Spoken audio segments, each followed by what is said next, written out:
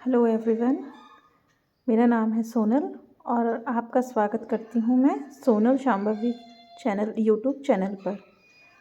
आज मैं आपको बताऊँगी कि जब भी हम मंगोड़े बनाते हैं तो उसमें हम मूंग दाल का यूज़ करते हैं बेसिकली।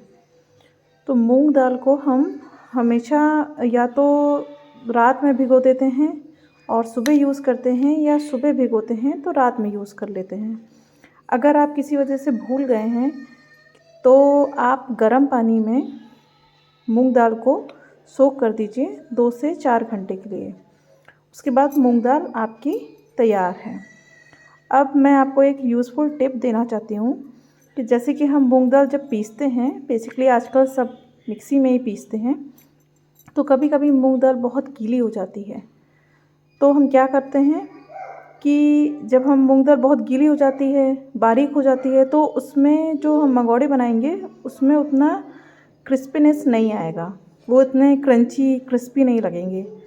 तो हम क्या करते हैं कि जब हम उसमें सारा, आप जैसे मूंग दाल बना रहे हैं, अगर आप प्याज यूज़ करते हैं तो प्याज डालेंगे, हरा प्याज भी डालेंगे, मिर्ची डालेंगे, और अगर आप प्याज यूज़ नहीं करते हैं तो आप प्याज को स्किप भी कर सकते हैं। उसके बाद हम क्या करेंगे कि अगर हमारी मूंग दाल का बैटर बहुत गीला हो गया है तो हम उसमें जो हम पोहा खाते हैं तो उस पोहे को हम उसमें डाल देंगे। मान लीजिए कि आपने 2 कप मूंग दाल ली है तो हम उसी कप का मेज़रमेंट लेके और हाफ कप पोहा उस मूंग दाल में ऐड कर देंगे। उस मूंग दाल में जब हम पोहा ऐड कर देंगे और उसको 10 मिनट आप छोड़ दीजिए ताकि वो उसके मॉइस्चर को एब्जॉर्ब कर ले। और जब पोहा मॉइस्चर को एब्जॉर्ब कर लेगा उसके बाद आप उसमें सारा सब कुछ यानी कि प्याज, धनिया, साबुत धनिया, हरा धनिया, मिर्ची, ये सब डालकर, और जब उसके आप मंगोड़े बनाएंगे तो वो बहुत ही क्रंची बनेंगे। अब मान लीजिए कि आपके पास पोहा नहीं है तो आप 2 स्लाइस ब्रेड का, अगर वो सूखा ब्रेड है मतलब सूख गया है तब भी चलेगा, अगर वो ताज़ा फ्रेश ब्रेड है तब भी चलेगा, उसको आप डाल सकते हैं।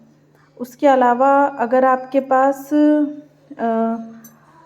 क्या बोलते हैं, अगर वो ब्रेड भी नहीं है तो फिर आप मूंग दाल के जो छिलके हैं उनको आप फेंकिए मत, उनको भी उसमें यूज़ कर लीजिए। बट उसको यूज़ कैसे करना है कि जब हम मूंग दाल पीस रहे होते हैं तो जब हमने मूंग दाल को पहले धोया होता है तो जब धोने पे हमने उसके जो छिलके निकाले होते हैं, सारे छिलके, उनको हम साइड में रख देंगे। उसको हम मिक्सिंग जार में नहीं ऐड करेंगे। मिक्सिंग जार में सिर्फ हम धुली हुई मूंग की दाल ऐड करेंगे और छिलकों को साइड में रख देंगे। जब वो दाल पिस जाएगी उसके बाद जो छिलके हैं, अगर उसमें बहुत ज़्यादा पानी एब्जॉर्ब कर लिया है या बहुत गीले हुए हैं धुलने की वजह से, तो उनका पानी हम निचोड़ेंगे। हाथ से आप ऐसे निचोएंगे तो उसका सारा पानी निकल जाएगा।